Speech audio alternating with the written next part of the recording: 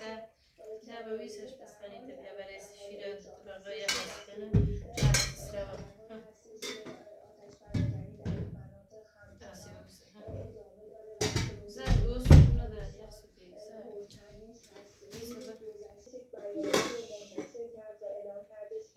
همکاری که آمریکا با نیروهای دموکراتیک سوریه در زمینه